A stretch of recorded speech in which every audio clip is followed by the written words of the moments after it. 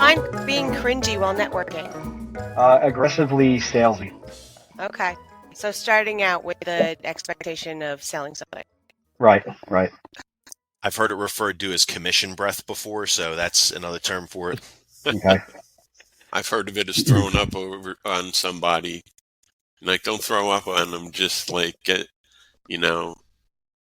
incrementally embed your enthusiasm, as it were. So yeah. Well, that's the intro. That's the intro right there. These things that we just talked about in their colloquialisms, what are we referring to? We're referring to ineffective networking.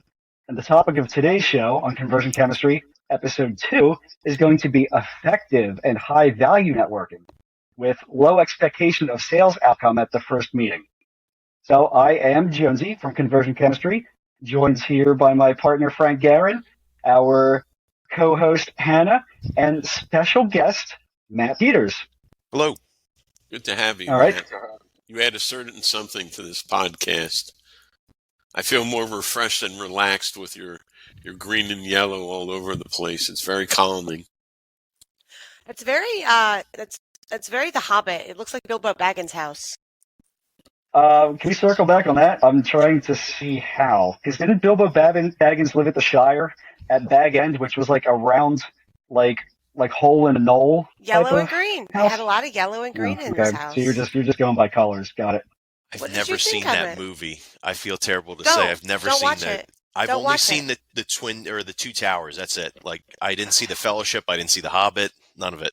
Okay, well, you don't have to watch The Hobbit, but you do have to watch the other 2 Lord of the Rings movies.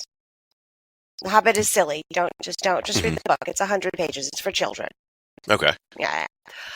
So networking and low expectation opportunities. So we've already kind of talked a little bit about what that means, but I think that was before we were live, right? That's correct.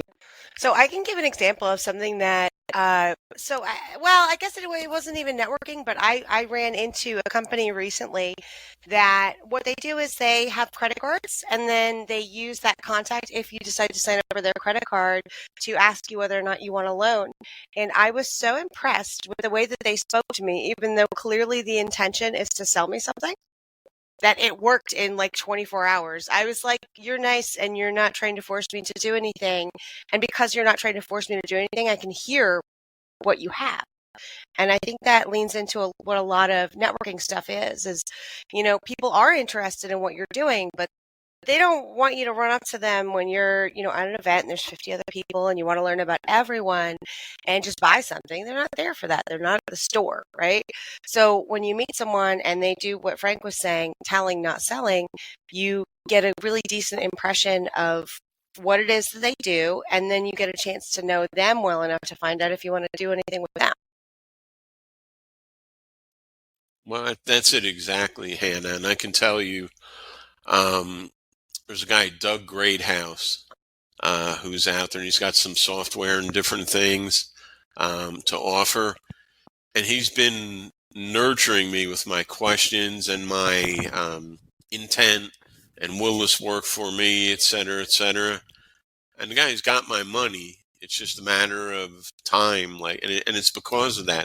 He built a relationship with me before he ever got to the sell part, and it's just amazing. It's like, yeah, why wouldn't I give? I want to give the guy. It's weird. It's like now I want the guy to have my money, and I'm like, okay, let's make sure.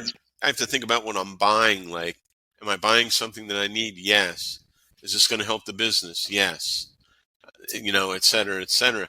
But because Doug is and his partner Christian, the other guy, we're talking about the software and the things it can do and all, and he was just being a decent human being and talking about life and business and how it could help. And I'm like, I can't get these guys my money fast enough. Whereas other people, see, for my property business, I get a lot of, because as good as we're doing, we're always looking for more capital. I get a lot of these calls where, there is no foreplay at all. It's just straight to, how How much money you make? What are your receivables? What are your deliverables? How often do you get paid? I'm like, whoa, dude. First of all, who are you? Did you ask if I was busy? And that's a pet peeve. And I'll give people a tip. You want to get in the right door the first time? You call somebody. You say, "Did I catch you having a good time, or do you have a quick minute?" Because just because somebody picked up doesn't mean that they're ready for you. It doesn't hurt to be polite and ask. And I find that goes a long way. Even when I call somebody back that asked me to call him, I'll say, "Hey, Joe, did I catch you at a good time? You good to talk for a quick minute?" And it's that respect versus, I think, just, straight out of the mouth. And it's like a fire hose. And you're like, how can this dude do a 20-minute monologue without breaking for air? And it's a lot of those old business skills are still very valid, like courtesy and respect. And that goes a long way in networking. Like, just don't shove a card in my hand and try to sell me, dude, because I guarantee it's not going to work. It will not. You could be the nicest person going. Otherwise, if you start doing that crap, my walls go up. So, reared its ugly head. Matt, I noticed you have a bit of a framework and a system when it comes to networking, right from your elevator pitch, and the fact that I've really never seen you sell. It's kind of like the Ron Swanson from Parks and Rec approach, which is very good building company. Hire me or don't. I'm not a beggar, but I am the best of my craft. So here's what I do. Then in turn, you become, the servant leader of whatever organization you're in, and I'll let you take it from there. Yeah, that's something that I learn from other people. I think more than anything, learn from observing other people who were doing it. Like in the one Latip group that I am still in, there's a guy in there that does health insurance, Ed McConnell from Total Benefit Solutions, who mentored me a lot in my first couple years in the chapter, and also when I started to transition into leadership roles in the group as well. I always figure like people will figure out what I do and they'll understand what I do because of the name of the company, because of, like you said, like 30-second commercials and all that kind of stuff. I don't really need to sell them in the same way that you might think you need to. It helps that I'm not one of 10 or 11 different like lawn care professionals jockeying for their business at the events. Most networking events I go to, there's usually a lot of like real estate agents. There's usually a lot of financial advisors, bankers are usually another common one, insurance people of all types. So like I get that you have to maybe brand yourself a little bit more or try to get that inside track a little bit more than other companies. But that was always just kind of my method of going about it, was just kind of educate people on what I do and how I do it and when I might be of service for them. And when that time comes, then I'm going to be the first person that they're going to call because I've put the time in to educate them on who I am, how to get in touch with me, what I do, how I can help them, etc. And then they could trust me then. Yeah, absolutely. So Matt, I also see you at all these different events, and I think that something that you do really well is you come in and you say, this is who I am and what I do. And you spend the rest of the time talking with people about what they want to talk about. So you like up front, here's an introduction. That's, this is the reason I'm here. So you're being very honest with them, and then you don't revisit that. And I think that the best advertisement that I've heard from you was from someone who I've never even seen you speak to, Yoda from Yaya's Cucina. So she made a point to tell me, I love that guy. He's fantastic. He told me he could get rid of mosquitoes in my lawn. And I told him I didn't believe him. And he said to me, I will keep coming back every 2 weeks if I have to make sure that it's going to be okay. We get rid of them. And she just had everything good to say about you, that she got to have a nice summer outside. And I know her because Dan Jones and I spent 2 hours talking to her after I think it was 2 hours after a networking meeting, not even about her business. And she made a point to come to me and say, this guy's good. If you ever need someone, talk to him. Yeah, Yeah. that's one of the things of just, I know the work will speak for itself and the results will speak for itself once someone does become a customer. So that's also part of it. Like I'm extremely confident in the products and the service that we deliver. So that's also a big part of it as well. I know that if someone gets on and they follow the steps and do all the things we need them to do or take all the services that we need them to take, then they're going to be happy with it and we'll stand behind the work to make sure that they're satisfied. So it's kind of a very, good partnership. And then when we get great partners in that, or clients or customers or whatever you want to call them, and we do a good job for them, then they really appreciate that, as you can see. Yeah. Another thing that I picked up on, Matt, that you do is that your methodology extends past the actual meeting itself, and not just the typical follow-up email. Hey, it was good meeting you, blah blah blah blah blah. But you are constantly lifting up other businesses on social media. Like in particular, I noticed that. And correct me if I'm wrong. You're not getting paid to do that from these businesses. It's the simple way that small businesses can help each other out just by exposing each other to networks. Tying it back to an in-person networking event, I go in there knowing that probably the majority of people are there to promote themselves. Fine, I'm not there to do that. If it's an added benefit that I get out of it, great. But I, like you, will listen. Because first of all, I'd like to listen rather than talk anyway. Two, find out who their ideal client would be. If they're in my network, if I can refer, awesome. Because, for selfish reasons, it makes me feel good to make that referral and make my clients and people in network happy. So, the way you do that on social media is really an extension and an almost infinite propagator of that. Because, we're physically located in Lower Bucks County here. Conversion chemistry is a national brand, and these principles are applicable on a global scale, which is where social media comes in as that extension from the network meeting. So, Matt, I'll ask you to chime in about that particular thing that you're doing.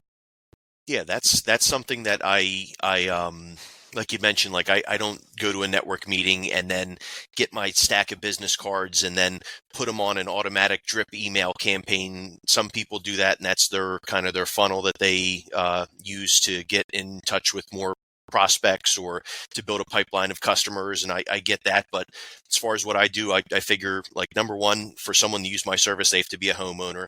They have to be able to make the decisions about who can care for their lawn. I don't really want to just throw a whole fire hose of information at them about a product that they might not even be able to use. And I'll just wait until they need me to contact me. So the way that I'll kind of try to remain relevant with my customers or prospective customers is to go through and support them on social, like you said, by liking their posts or sharing it to my story on Instagram, or leaving a thoughtful comment on their page, and then doing it across several different platforms as well. Because that way I'm doing something, the way I view it is I'm doing something that helps them directly. And by me liking their post, that benefits the algorithm in whatever way it does. It might introduce their content to my audience or the folks that normally view my page. So it helps to spread the community. And I imagine there's probably going to be some degree of reciprocity with that. And people will like my stuff back. Some do, some never do, some do occasionally, but that's fine. And I don't have any expectations about it, because I know that sometimes some businesses aren't managing their own social media. They might have it under management with a company, and they're doing 20 or 30 or 40 or more businesses at a time, and they might not have time to have an individual back and forth. But if you connect with someone who does, then that could be a great partnership on social where you can support their stuff, they can support yours, and that'll give you a little bit of a like a force multiplier with the algorithm, I could call it. But yeah, just trying to help them in any way possible, and just doing whatever I can is part of my mantra. So that's how I figured out how to do it on social. It doesn't cost you anything. That's the other good part about it. It's just the time and the discipline and consistency of it. Matt, can I say you are one of the few people who posts about networking events that I don't block? Like Oh yeah. there's so many people in this space that I know that are constantly putting up information about their businesses, or like, hey, I'm going to go to this place, and I'm like, you're boring, I don't want to watch that. But when you put things up, it's like it's entertaining, and it's clearly for the purpose of helping multiple people in the things that they're doing. And I don't know, however it is that you come across, it's like, okay, all right, I might want to be a part of that. And when you, first of all, you do that, and Jonesy, you do that as well, where it's entertaining. So I'm not mad if I see a post from you. It's not just like, hey, buy my things again. Hey, you should support me. Do that. It's just like, hey, I have this thing and maybe it'll help you. Or maybe it's just a funny way of saying something. And you both have a tendency to be tongue in cheek when you are kind of straight advertising. If you're talking about like, you should go to Weed Man, you do it in a funny way where you're like, I know, like when you were on the one Zoom call and you put the video of Weed Man in the background, it was hilarious because it was a spot where nobody really expects it to be, but it's also very on brand in being very branded for you, which I think just in general, I'm Matt Peters and I'm branded by Weed Man all of the time. It's great. Yep. Exactly. And then, so Jonesy, how did you come to the point where you just decided like, I'm going to be fun. I'm going to be fun all of the time. And it makes it so that people are comfortable interacting with the stuff that you do because it doesn't feel like they're just saying like, sell me things. It's part of my brand identity, especially when I went full force into entrepreneurship and running my own marketing agency and then being a fractional CMO is, one, you have to have a differentiator from everything else that's out there. And, being quirky and funny is not in and of itself different or unique. There's still people doing that, but it's part of my brand identity. So, like my work speaks for itself. All right. It's all, data driven and strategically based and objectives and outcomes driven. But to work with me, you have to, not say get my sense of humor, but understand that life is just not so goddamn serious and we only have limited time. So while we're working together, let's attempt to have as much fun as we can with it. And that's, my ideal clients and pretty much my entire client base. We can speak very informally. There are obviously official channels of communication, but I'm very reachable on a grassroots and personable level.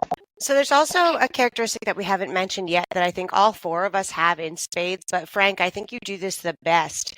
When you're having a conversation with someone and it's within a work or this is my business sort of context, coming off as being genuine by just being genuine is so it draws people in. It's magnetic. That's what it is. And Frank, you only do that. You are just 100% the person that you are.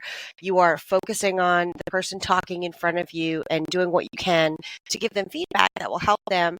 Have you always been that way? Or is that something that you sort of came to and you were like one day, you know what, this is a good way to be? Or it's just how you want to be?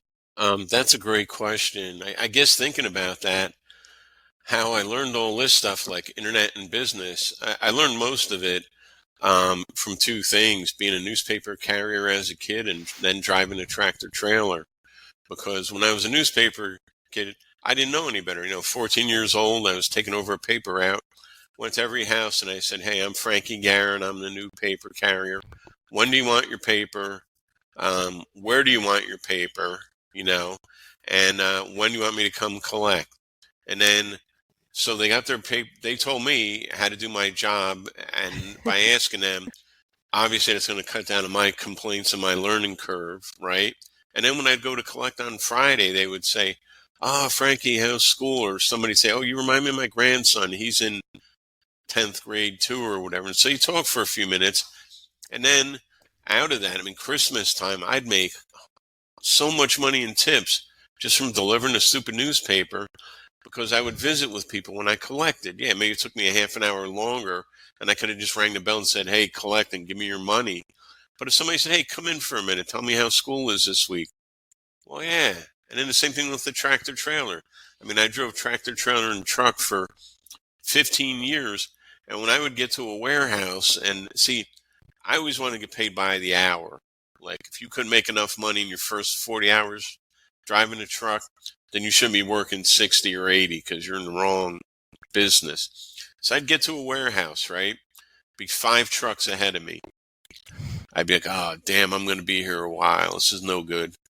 I want to get my freight done. I want to go home. My freight off my truck. I want to go home. Right, guys? So I'd go into the receiver. I'd say, geez, you're busy today, aren't you? He says, yeah, I got 4 or 5 trucks out there. And I tell him, I say, listen, I may be able to help you get rid of one of them. I have a pallet jack on my own truck, the hand pump ones that you pump up and you pull the stuff off the truck. I'd say, listen, it's up to you. I'm happy to wait as long as you need me to. But if you have a spare dock, I can back in, unload this stuff. You count it when you can. Will that make your day any easier? Oh, yeah, man, it's one truck less I have to do. Sure, take bay 3. So they get what they want, which is one less truck to deal with. I get what I want, which is getting my work done in 8 hours, because especially the last 2 years, I was driving tractor trailer part-time in 94, 95, working my way up to going full-time. So I had to get home, man. I had to get home and work my night and weekend gig, which was my internet business. I wasn't going to be able to do that sitting there in a truck for 60 hours a week. I needed to make 2 or 3 days worth of pay. And to be fair, they were always 12-hour days. And I needed to get out. I did not want to spend my life driving a truck.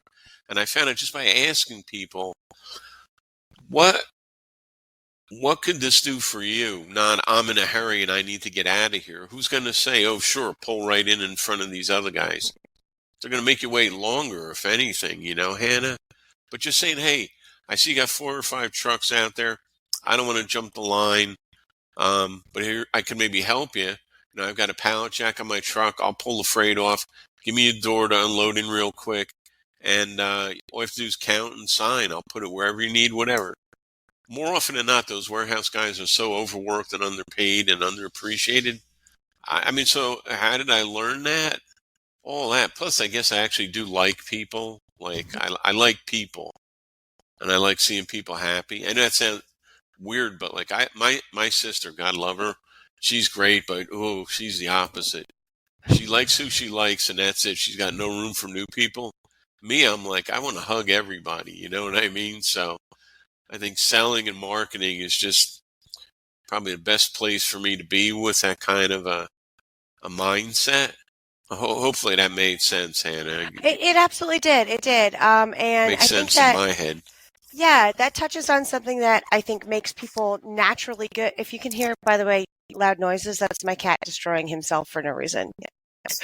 Something that makes people naturally good at business without even noticing, or naturally good at networking, I think, is that it's what you said, they want to see someone happy. And I get a big kick out of like remembering someone's name when they don't expect it. And especially when someone's working in a position that's kind of like a thankless job. So, for instance, Jonesy and I play hockey. I try to remember all the people's names who work at the rink, because they're not less than me. They're not really that different from me. They're just in a job where they happen to be in service to the people who are at that business. And when you remember their name, it makes them feel a little bit more validated, a little bit better about themselves. And hopefully you can make their day easier, like you said. And the benefit of that, and I'm going to bring this right to this, raise your hand if you think you get special privileges in some places in your life where you're really nice to people. Yeah, absolutely. So I heard this line on Rick and Morty, and it's really, really insensitive. So I want you to know that. But Rick says to Jerry, he says, kindness is something that stupid people do to hedge their bets. And I don't think I'm stupid, but I think that kindness is definitely a great way to ensure that you're going to get help when you need it. And that's not the reason I spend a lot of time in my life helping people with whatever it is they might need. But I also have found that I can very, very rarely, if ever, be in a situation where I can't call someone for help. So in addition to using any like work situation to make sure that I'm genuinely connecting with someone, and like you said, Frank, figuring out what can I do to help you? What is in your life that exists, or in our interaction that exists, that I can become a part of, and make sure that that's a little bit easier, so that you feel a little bit better, about things, or you get your stuff done, and you can go home too. In my whole life, I spend a ridiculous amount of time going really far out of my way to make sure that others are okay, or they have the things that they need. And most of the time, I think if you could actually write down every single time that I've gotten to do something for someone else versus the amount of times that I've gotten help back from it, it's probably not going to be very even. I'm not going to get as much back as I give, but it makes me happy. Like Jonesy said in the beginning, that it's kind of a selfish thing. And then it also ensures that when I'm doing something like going off in my own business, I have a whole bunch of people supporting me. Jonesy, I think I'm right in saying that the newsletter that I sent to you is a part of the inspiration for the topic for today. Is that right? It absolutely is. And that newsletter has yet to drop. So even though this is evergreen content here.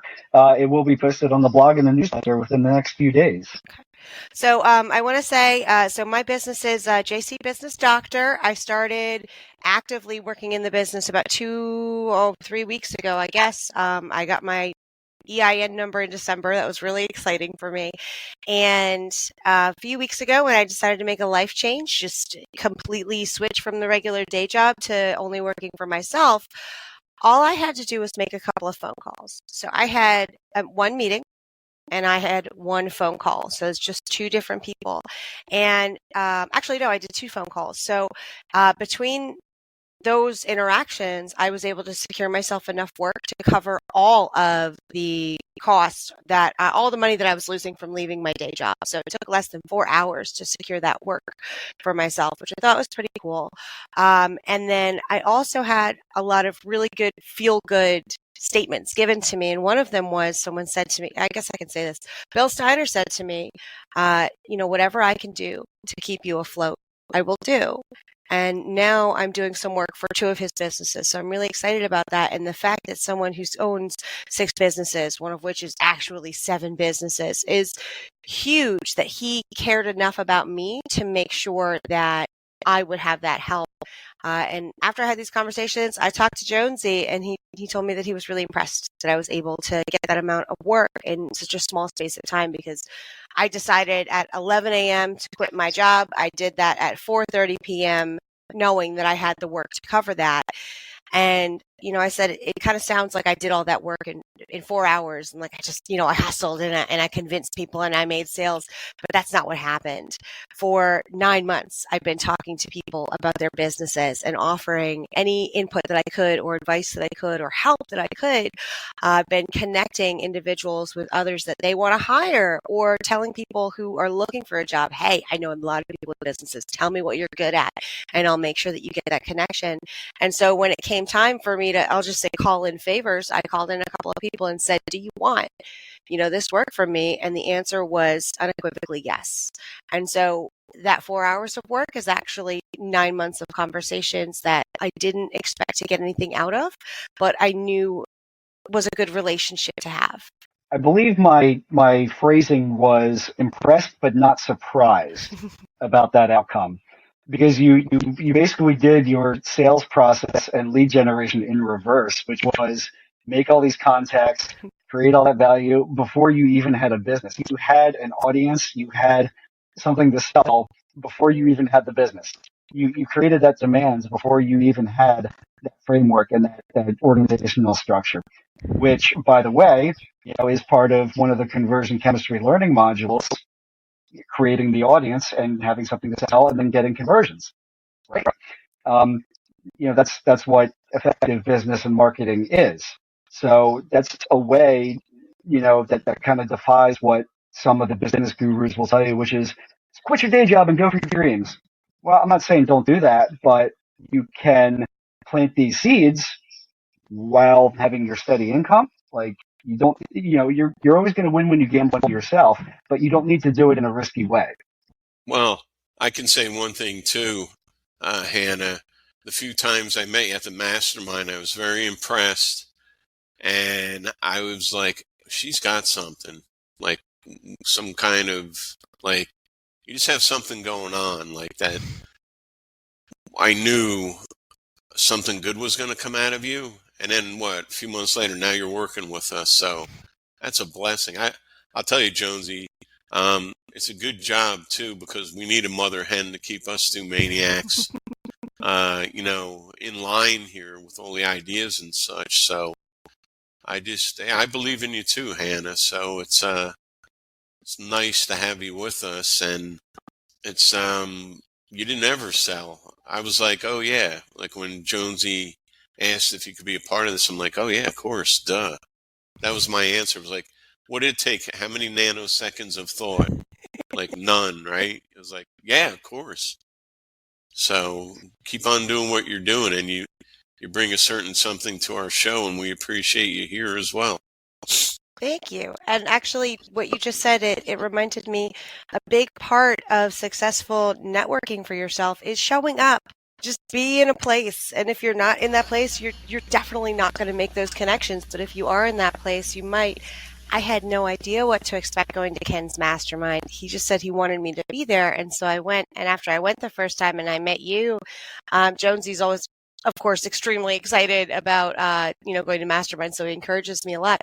But I met you and some of the other people there, and I went, okay, I want to go back, and that was why. So just continuously showing up and giving yourself the opportunity to be put in front of people is what gives you the chance to network in the first place. And if you continue to do that, it's going to have results. All right. Well said. I am going to interrupt the Mutual Admiration Society episode here and throw it back to Matt because, the topic here is networking, business networking in general.